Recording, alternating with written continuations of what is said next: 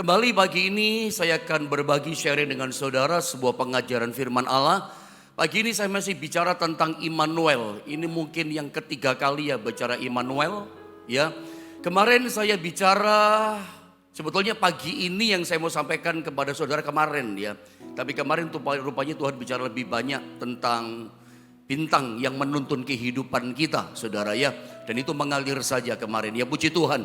Nah, hari ini saya akan bawa saudara kembali pada Matius pasal 2. Kita bicara Immanuel, dari mulai para majus yang kehilangan bintang tidak nampak, maksud saya ketika di Yerusalem. Sepanjang bulan Desember sampai 25 saya akan menyampaikan berita-berita sukacita Natal. Biarlah berita Natal, kehadiran Yesus sebagai Immanuel yang tinggal dan ada dalam kehidupan kita memberikan kekuatan, kasih pengharapan baru. Saya cukup terharu, ada yang chatting rupanya di YouTube, di Facebook, katakan lagi hari Natal tapi saya ada di rumah sakit. Pak Billy apa Pak siapa tadi itu ya. Tuhan kasih kekuatan ya Pak ya, Tuhan sembuhkan di rumah sakit. Mungkin yang lain juga sedang terbaring sakit. Doa saya, bilur Yesus yang ajaib, Yesus yang penuh kuasa boleh menjamah dan menyembuhkan saudara. Kita baca ayatnya kembali dari renungan kita tentang Immanuel. Matius pasal 2 ayat 1 sampai 3. Jadi berita ini pertanyaan dari para majus yang saya coba kaitkan dengan Immanuel yang datang ke dalam dunia ini. Saya ulang kembali ayat 1, tentunya saya baca, Anda baca 2, bagian saudara 3-nya sama-sama. Matius 2 ayat 1 begini kata firman Allah. Sesudah Yesus dilahirkan di Bethlehem di tanah Yudea pada zaman Raja Herodes, datanglah orang-orang majus dari timur ke Yerusalem. Teruskan ayat yang kedua, saudara. Dan bertanya-tanya, di manakah dia raja orang Yahudi yang baru dilahirkan itu? Kami telah melihat bintangnya di timur dan kami datang untuk menyembah dia. Ayat ketiga sama-sama kita baca 2 dan 3. Ketika Raja Herodes mendengar hal itu, terkejutlah ia beserta seluruh Yerusalem.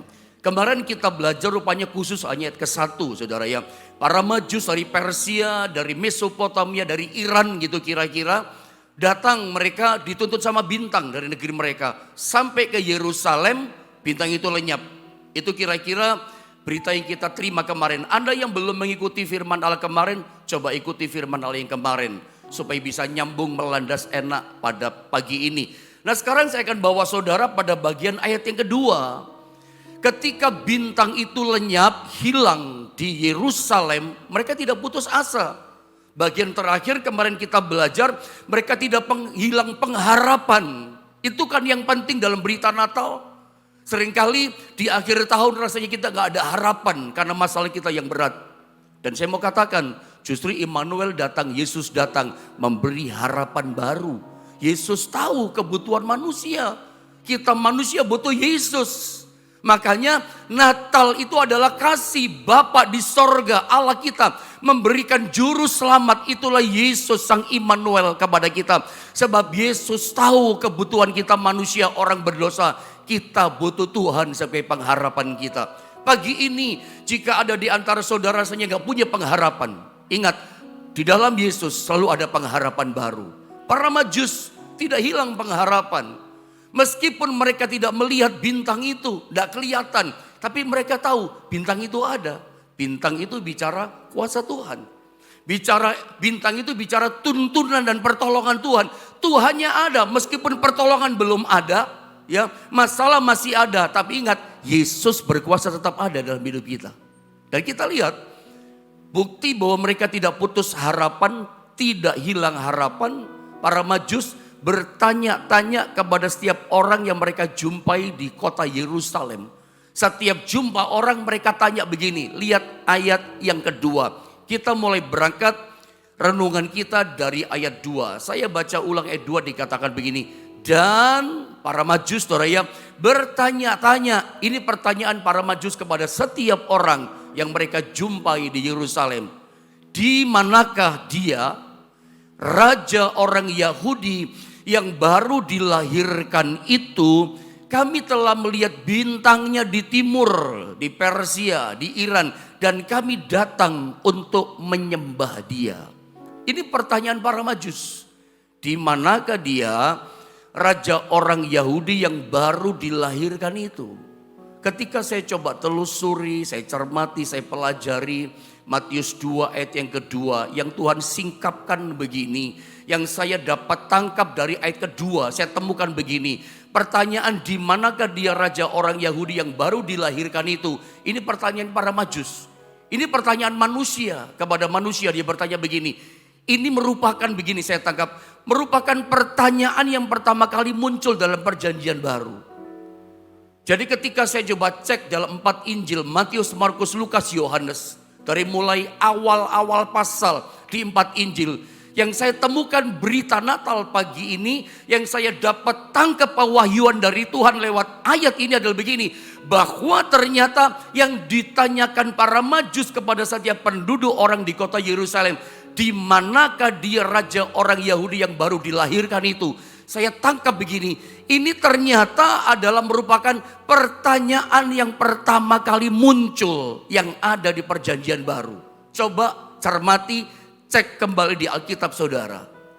Kalau Alkitab kita sama saudara ya, Matius, Markus, Lukas, Yohanes, 4 Injil, maka beritanya pun pasti sama. Yang kita temukan adalah bahwa pertanyaan para Majus ini adalah pertanyaan yang pertama kali muncul di dalam perjanjian baru. Apa pertanyaannya? Mereka bertanya, manusia bertanya, di mana juru selamat itu lahir? Pertanyaan yang pertama kali muncul di perjanjian baru adalah mereka pengen tahu di mana juru selamat Yesus itu dilahirkan.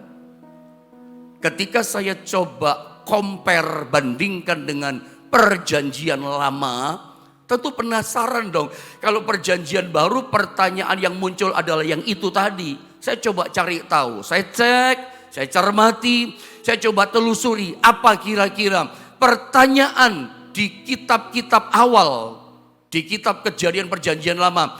Pertanyaan apa yang pertama kali muncul? Saya temukan pertanyaan apakah yang pertama kali muncul di Perjanjian Lama. Pertanyaan itu adalah Tuhan yang bertanya. Kalau Perjanjian Baru nyambung, manusia yang bertanya, di mana juru selamat itu lahir? Di mana Yesus Raja Damai Immanuel itu lahir? Perjanjian Lama saya coba compare begitu. Ternyata pertanyaan pertama muncul, Allah yang bertanya. Kepada siapa? Kepada manusia pertama yang jatuh dalam dosa.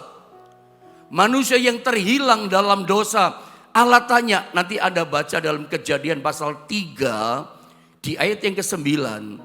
Ketika manusia jatuh dalam dosa karena makan buah pengetahuan baik dan jahat yang dilarang oleh Allah. Kalau kamu makan buah itu kamu mati. Tertipu sama iblis. Dimakan buah itu oleh Adam sama Hawa. Mereka telanjang kata Alkitab. Mereka kehilangan kemuliaan Allah. Begitu Alkitab Kejadian 3 katakan Allah datang di Taman Eden. Manusia ketakutan. Itu kan ceritanya. Lalu manusia sembunyi menjauh dari Allah. Tuhan datang dan Tuhan bertanya begini kepada manusia. Adam, kalau dalam terjemahan bebas, Adam, di manakah engkau? Allah bertanya kepada keberadaan manusia. Dan saya ingin Anda mengerti, memahami bahwa ketika Allah bertanya kepada manusia pertama, itulah Adam. Adam, di manakah engkau? Anda harus mengerti dan jangan diartikan, ditangkapnya gini. Oh, Tuhan tidak tahu posisinya Adam ada di mana. Enggak seperti itu sederhananya. Ketika Allah bertanya, Adam, di manakah engkau? Allah itu maha tahu. Kalau kita baca dalam Alkitab, Allah tidak pernah gagal mengetahui keberadaan kita. Apapun yang kita buat, kemanapun kita sembunyi, sesuatu perkataan yang kita belum katakan, cuman terpikir di hati pikiran kita, Allah sudah tahu. Tuhan gak pernah gagal mengetahui hidup kita, keberadaan kita. Tuhan itu tahu semua modalnya hidup kita. Jadi saya ingin Anda paham gini, jangan ditangkap, oh Tuhan tidak tahu, Dia maha tahu. Justru Anda menangkapnya mesti begini, ketika Allah bertanya kepada manusia, Allah yang tanya sama manusia. Perjanjian baru, manusia bertanya tentang kelahiran. Tapi ini Allah bertanya, manusia jatuh dalam dosa. Adam, di manakah engkau? Tujuan Allah bertanya seperti itu kepada manusia yang terhilang. Allah ingin memberitahu supaya si Adam itu tahu dirinya sadar dirinya, ngerti bahwa dia sudah terhilang dalam dosa. Dia sudah terlepas dari Allah. Dia sudah jatuh dalam dosa. Jadi ketika Tuhan bertanya, Adam di manakah engkau? Tujuannya Allah adalah supaya Adam sadar kamu sudah jatuh dalam dosa, hei Adam. Kamu sudah terlepas dari aku karena dosamu. Kamu sudah kehilangan kemuliaanku. Kamu butuh keselamatan. Kamu butuh penebusan. Itu maksud Tuhan. Menyadarkan Adam butuh ditolong. Karena apa? Karena udah kehilangan keselamatan. Supaya ciptaannya dapat diselamatkan gitu loh.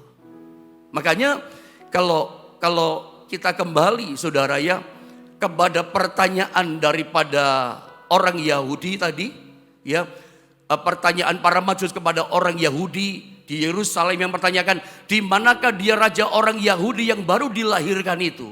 Sekali lagi saya mau katakan, Allah itu tahu kebutuhan orang berdosa, yaitu manusia berdosa butuh Yesus.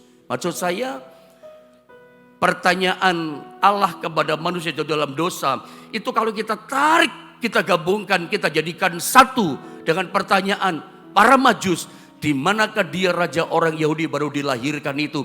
Kita ngerti, ternyata ini jawaban. Pertanyaan para Majus sekaligus sebuah jawaban bahwa ini loh Tuhan menjawab kebutuhan manusia. Saya ingin berkata, Tuhan tahu kebutuhan setiap orang. Terutama Tuhan tahu kebutuhan manusia berdosa. Manusia berdosa butuh Yesus. Termasuk pagi ini, saya tahu setiap kita bukan cuma butuh keselamatan, tapi itu kebutuhan yang paling penting buat kita. Sebab harta kekayaan seisi dunia, uang sebanyak apapun tidak bisa mengampuni, menghapuskan dosa kita. Manusia butuh. Jadi pertanyaan Majus itu kalau kita kaitkan dengan pertanyaan Allah kepada manusia yang terhilang dalam dosa. Ternyata pertanyaan para Majus sebuah jawaban. Tuhan tahu kebutuhan manusia berdosa. Manusia berdosa butuh pertolongan. Butuh Yesus juru selamat dunia. Pagi ini saya tidak tahu kebutuhan saudara. Tapi saya mau katakan tetap tidak berubah. Apapun kebutuhanmu, jawabannya cuma satu, sama. Jawabannya adalah Yesus yang bisa memenuhi kebutuhan saudara. Engkau yang sakit di hari Natal ini, Yesus sanggup menyembuhkan engkau. Engkau yang kekurangan, dia bisa memberkati engkau. Jangankan keurusan yang materi, yang jasmani, keselamatan pengampunan dosa pun dia jawab gitu loh. Ketika para Majus bertanya di mana juru selamat dilahirkan, itu menjadi jawaban loh. Bahwa gini, Tuhan itu cinta. Makanya muncul Yohanes 3:16. Karena begitu besar kasih Allah akan dunia ini, sehingga diberikan putra tunggalnya. Yaitu siapa? Yesus kepada dunia ini. Supaya manusia selamat. Ini kan jawabannya kan. Kalau manusia yang namanya Majus bertanya, di mana kelahirannya? Itu kan jawaban. Karena manusia dari awal butuh diselamatkan. Makanya Yesus datang ke dunia ini.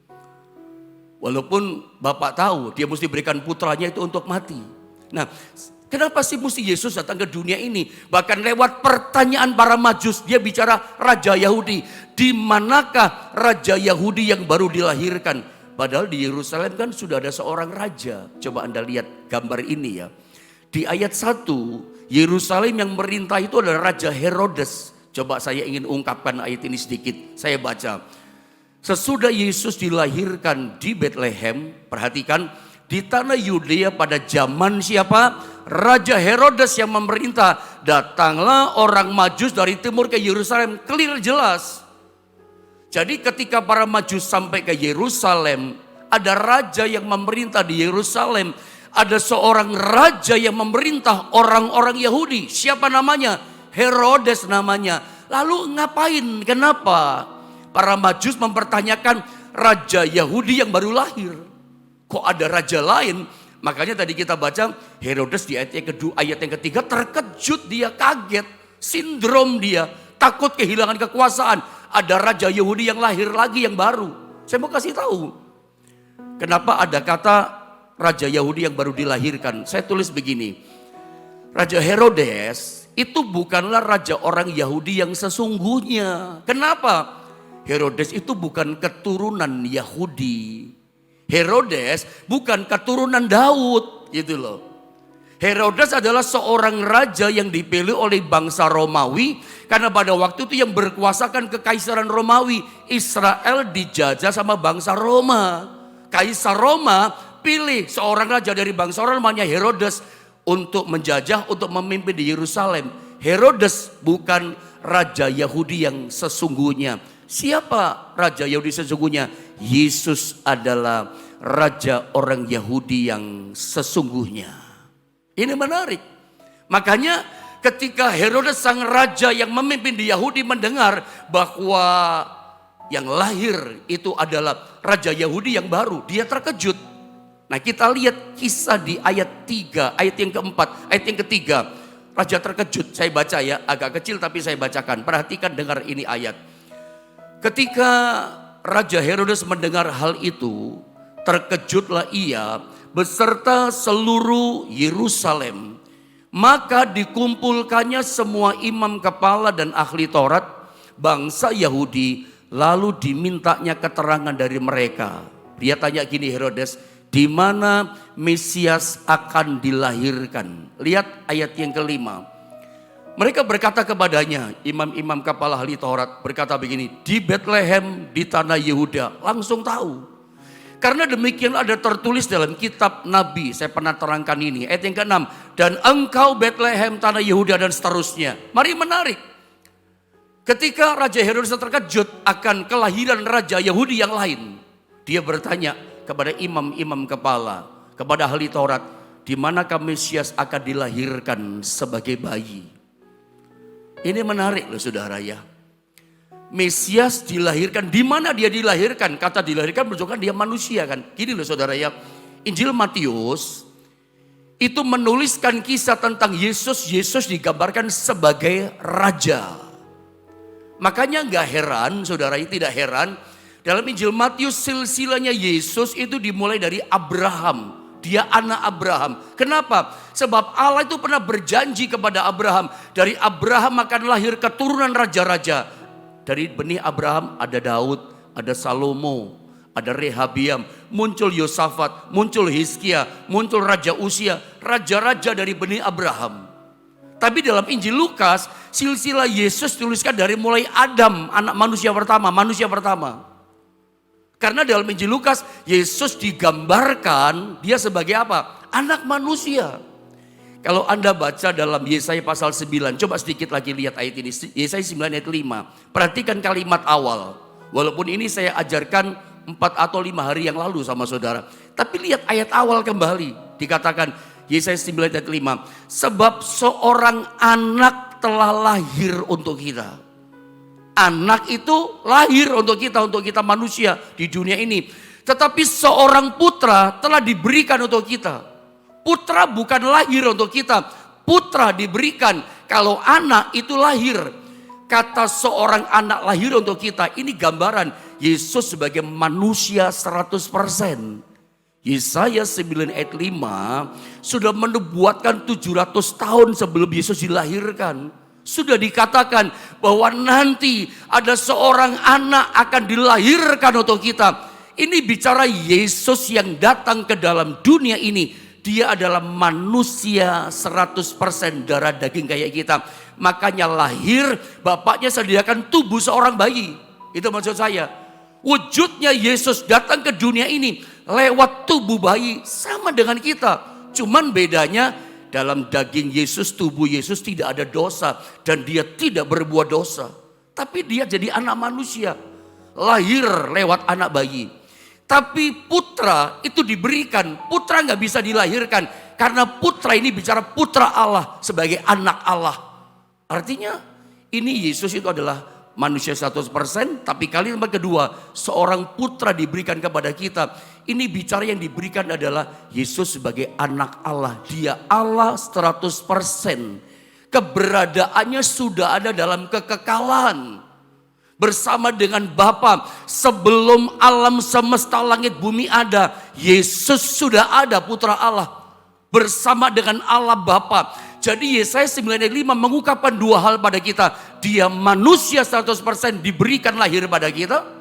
Makanya para Majus bertanya, di manakah Raja Yahudi yang baru dilahirkan itu? Dia lahir sebagai bayi. Saya tunjukkan satu ayat saudara ya. Ayat ini kalau saya baca saya kagum. Luar biasa ya firman Allah. Bisa ayat diterangkan kepada ayat itu pewahyuan terbuka. Dalam Ibrani 10 ayat 5 sampai 7. Ini ada percakapan antara Yesus dengan Bapaknya. Ketika Yesus lahir ke dalam dunia ini. Dan itu diwahyukan oleh penulis kitab Ibrani. Yang kemungkinan besar banyak penafsir katakan kayaknya dari gaya bahasanya Rasul Paulus yang menuliskan. Roh Allah Tuhan wahyukan ini kepada Rasul Paulus. Disingkapkan, dibukakan gitu.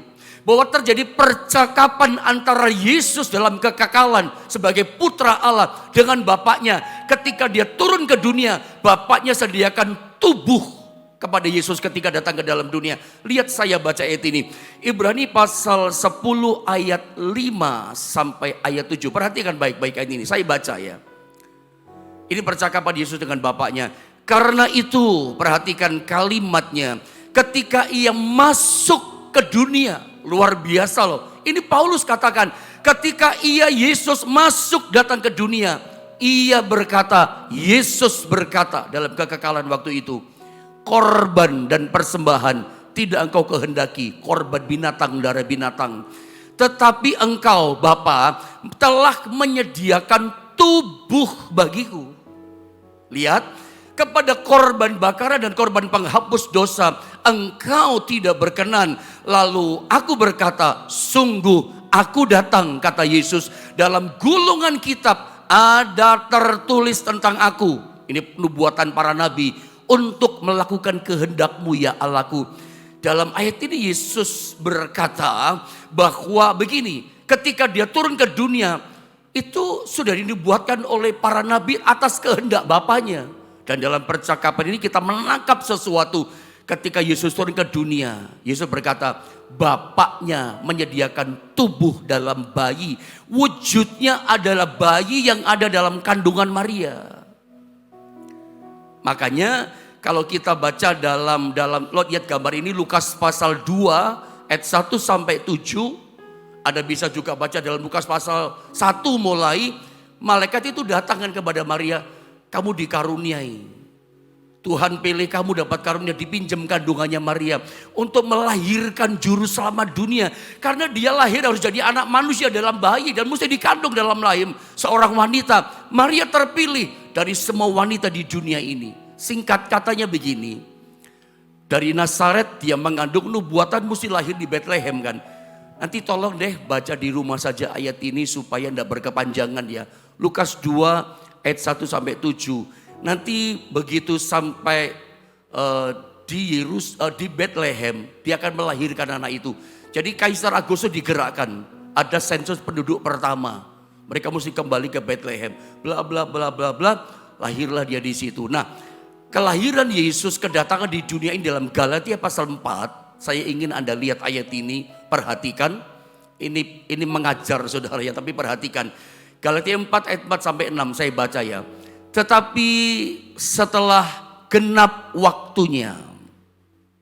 Semua terjadi itu atas kegenapan waktunya Tuhan. Maka Allah mengutus anaknya yang lahir, jelas ya, dari seorang perempuan dan takluk kepada hukum Taurat. Ia diutus untuk menebus mereka yang takluk kepada hukum Taurat supaya kita diterima menjadi anak. Jadi kita lihat ya, Maria itu seorang yang takluk kepada hukum Taurat, orang yang taat rupanya, orang yang nurut sama Tuhan. Anda itu kalau mau dapat kasih karunia seperti Maria, belajar jadi orang yang nurut, nggak usah aneh-aneh gitu ya. Kalau kita baca ayat 4 dan 5 saja kita lihat. Kenapa Maria dipilih? Takluk taat sama hukumnya Tuhan. Hukum Taurat perjanjian. Pada masa ikut antara perjanjian lama perjanjian baru. Antara ya pada masa-masa itulah. Hukum Taurat yang berlaku. Nurut dia. Gak aneh-aneh. Gak berontak-berontak. Apapun yang Allah izinkan dia nurut. Makanya orang yang dapat karunia. Orang yang paling berbahagia saat jagat seluruh manusia itu Maria. Terpilih. Dipilih sama sorga. Lihat ayat yang ke-6. Dan karena kamu adalah anak, maka Allah telah menyuruh rohnya. roh anaknya ke dalam hati kita yang berseru ya Aba ya Bapa dan seterusnya. Anda lihat dalam ayat ini, Yesus, saya baca ulang sekali lagi ayat 4 supaya tidak hilang ya. Tetapi setelah genap waktunya, maka Allah mengutus anaknya yang lahir dari seorang perempuan dan takluk kepada hukum Taurat. Lihat saudara ya, Yesus datang lahir sebagai manusia dalam wujud tubuh bayi dalam rahim Maria. Itu dia datang ke dunia itu setelah genap waktunya. Genap waktunya Tuhan.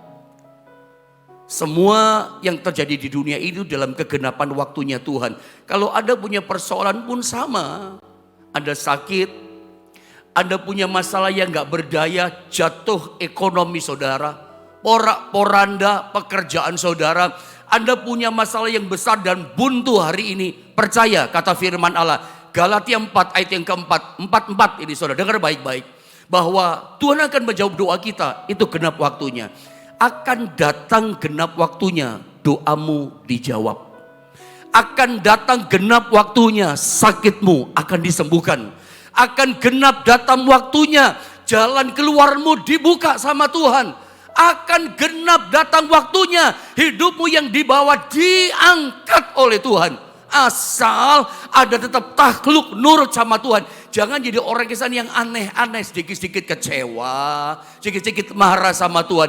Hari ini pun di akhir tahun dalam masa bulan Natal ini, apapun yang Tuhan izinkan kita alami, tetap nurut bersyukur sebab Tuhan itu baik. Nanti Anda pasti mengalami akan datang genap waktunya Tuhan menolong saudara. Akan datang, semua pasti digenapi. Semua yang dikatakan janji Allah dalam firman-Nya itu pasti digenapi, akan genap datang waktunya. Apa yang Anda percaya di firman pagi ini? Yesus datang ke dunia itu genap seperti perkataan firman dari nubuatan para nabi. 700 tahun sebelumnya ditulis, digenapi kok, tetap digenapi. Firman Tuhan tidak mungkin gagal. Langit bumi boleh hancur, langit bumi boleh melenyap, firman Tuhan tidak pernah gagal. Dia sanggup menggenapinya buat kita. Jadi apa yang kita percaya dalam firman Allah akan datang digenapi waktunya gitu loh. Apa yang Anda percaya hari ini? Aku percaya aku disembuhkan, akan datang genap waktunya buat saudara. Aku percaya rumah tanggaku dipulihkan. Aku percaya pendeta pada waktunya suamiku akan kembali kepada Tuhan. Sekarang belum, tapi akan datang genap waktunya. Suamimu, anakmu, istrimu akan genap waktunya datang bertobat serahkan diri kepada Tuhan. Akan datang waktu itu. Jangan putus asa. Belajar dari firman Allah kemarin. Selalu ada harapan baru buat orang percaya. Immanuel kasih harapan baru. Genap waktunya, kelahirannya genap, lahir sebagai manusia. Walaupun Bapak tahu dia berikan putranya itu untuk menderita, lahir untuk mati kan. Bapaknya tahu anaknya yang tunggal diberikan itu sengsara, menanggung dosa kita. Harusnya kita yang mati. Nah saya sekarang ingin bicara tentang Tuhan itu tahu kebutuhan manusia berdosa. Makanya diberikan Yesus dalam bentuk tubuh datang ke dunia ini sebagai manusia. Karena kalau tidak ada tubuh, tidak ada darah. Padahal hukum Taurat perjanjian lama, pengampunan dosa itu harus ada darah. Sementara darah binatang engkau sudah tidak berkenan. Tidak ada pilihan lain. Tidak ada pilihan lain. Makanya putranya diberikan. Yesus datang ke dunia dalam tubuh. Tanpa tubuh tidak ada darah. Mari lihat Matius pasal 1 ayat 21 sampai 23 dalam ayat ini. Saya baca saudara ya. Ia akan melahirkan anak laki-laki dan engkau akan menamakan dia Yesus. Yesus itu artinya apa? Karena dialah yang akan menyelamatkan umatnya dari dosa mereka. Yesus itu kan penyelamat, penyelamat dunia. Yesus itu artinya penyelamat dunia. Makanya misinya datang adalah menyelamatkan orang-orang berdosa, mengampuni dosa manusia. Perhatikan hal itu terjadi, semua terjadi. Dia datang sebagai juru selamat supaya genaplah, muncul kata ini lagi, yang difirmankan Tuhan oleh Nabi ribuan tahun, ratusan tahun sebelumnya, tetap digenapi. Sesungguhnya kata para Nabi, anak darah itu, ini Nabi Yesaya yang ngomong, anak darah itu akan mengandung dan melahirkan seorang anak laki-laki. Lihat ayat ini. Dan mereka akan menamakan dia Immanuel, yang berarti Allah menyertai kita. Saya kaitkan judul Immanuel dengan pertanyaan para Majus. Di mana juru selamat itu lahir? Raja orang Yahudi lahir. Lihat, yang lahir itu ternyata selain namanya Yesus penyelamat dunia, kasih nama dia Immanuel. Artinya apa? Allah menyertai kita. Saudara, ada satu ayat yang menarik. Mungkin kecil ya, di sampingnya itu ada Yesaya pasal 7 ayat 14. Kalau Anda mungkin tidak kelihatan, kalau kelihatan puji Tuhan. Tapi saya baca ayat ini, saya bacakan dia. Dikatakan begini, sebab itu Tuhan sendirilah yang akan memberikan kepadamu suatu pertanda. Yesus lah itu ada tanda. Tandanya apa kelahiran Yesus? Sesungguhnya ini tandanya, tanda yang sangat penting kelahiran Yesus Immanuel. Seorang perempuan muda mengandung. Terjemahan aslinya Ibrani, maksudnya seorang perawan yang belum pernah disentuh laki-laki. Tanda juru selamat Immanuel lahir ke dunia. Tanda yang paling penting ini, ada tandanya Yesus lahir. Seorang perempuan muda, seorang perawan mengandung dan akan melahirkan seorang anak laki-laki. Dan menamakan dia, dikatakan apa? Immanuel. Jelas ayat ini, namakan dia Immanuel. Dan tandanya apa Immanuel lahir? Dikandung oleh seorang perempuan muda, seorang perawan. Yang punya tunangan namanya Yusuf. Saya mau katakan begini. Jadi pada waktu Yesus juru selamat dunia, sang Immanuel yang tinggal di tengah-tengah manusia, itu lahir. Itu dikandungnya oleh seorang perawan. Coba saya mau tanya sama saudara, kira-kira Anda bingung enggak ketika ada seorang wanita datang mengandung bertanya, saya mengandung Pak, Bu saya mengandung, tapi saya masih perawan. Bingung kan? Mana ada begitu di dunia. Namanya mengandung karena hubungan suami istri. Iya kan? Sudah berkeluarga, kecuali free sex. Tapi Maria dikatakan seorang perawan. Dia mengandung bukan karena benih laki-laki. Injil Matius, Lukas katakan dia mengandung oleh karena pekerjaan kuasa Roh Kudus. Roh Kudus yang menaungi kamu, kata malaikat kepada Maria. Bagaimana mungkin aku mengandung, aku belum bersuami. Roh Kudus menaungi engkau. Allah yang maha tinggi menaungi engkau. Itu kata malaikat. Jadi tanda yang khas, tanda yang sangat penting kelahiran Immanuel. Dia dikandung oleh seorang perawan. Jadi tidak ada sedikit pun benih laki-laki. Saya katakan gini, tidak ada sedikit pun benihnya Yusuf itu membuahi rahimnya Maria, kandungannya Maria. Tidak ada. Makanya saya mau katakan, darah yang ada dalam tubuhnya Yesus itu darah yang qualified, darah yang suci, darah yang kudus. Gitu. Makanya saya mau katakan sama saudara, darah Yesus berbeda. Bapa berikan putra tunggalnya. Tujuannya apa dikasih wujud tubuh? Supaya Immanuel bisa menebus dosa manusia. Kalau kita lihat dosa kita, harusnya kita yang mati tergantung di kayu salib. Yesus dengan lahir dengan tubuh di dunia sang Immanuel. Itu menggantikan kita. Dia tanggung dosa kita. Dia tanggung di tubuh kita sakit penyakit kita. Dia tanggung penderitaan kita. Dia rela datang ke dunia 2000 tahun yang lalu. Dia tanggung segala kesusahan kita. Ditanggung, dipikulnya di atas kayu salib. Kalau kita lihat penderitanya yang hebat. Betapa susah menderitanya, berdosa jahatnya manusia. Sampai dia sengsara sekali menderita di atas kayu salib. Sengsara begitu hebat. Karena hebatnya penderitaan dosa manusia. Makanya lewat kematian, tubuh yang mati di kayu salib itu. Ada tahu? Disalib di tubuh yang mati itulah terjadi pertukaran. Kalau Anda percaya kepada sang Immanuel, engkau yang sakit, engkau terima kesembuhan dari dia. Engkau yang kekurangan, ada harapan baru, diberkati hidupmu oleh Tuhan. Yesus lahir Immanuel, kasih harapan baru sama kita. Dia datang lahir ke dunia ini karena dia tahu kebutuhan manusia. Dia datang, Natal itu adalah sebuah jawaban. Natal sebuah kepastian. Saya katakan kekristenan tanpa Natal tanda tanya besar. Tapi justru Natal itu mujizat terbesar dalam kehidupan kita. Karena Natal itu kan bukan kita manusia cari Tuhan. Natal itu Bukan tanda tanya besar, tapi sebuah kepastian. Allah yang cari manusia, Allah yang datang sama manusia. Kalau Allah cari manusia pasti menemukan manusia. Dan manusia tertolong, terselamatkan hidupnya. Saya selalu katakan Natal mujizat terbesar. Karena kalau gak ada Natal, kalau Yesus gak lahir ke dunia, gak ada orang buta melihat, gak ada lumpuh berjalan. Gak ada orang kekurangan diberkati, gak ada. Yesus datang memberi harapan baru. Saya tidak tahu kesulitanmu pagi ini. Beban hidupmu apa sih, tidak tahu. Tapi dia jawaban buat setiap persoalan saudara. Ini bulan Natal. Saya berdoa anugerah Natal, berkat Natal turun atas setiap saudara. Immanuel boleh memberkati, menolong, melawat setiap kita. Mari kita sama-sama berdoa saudara.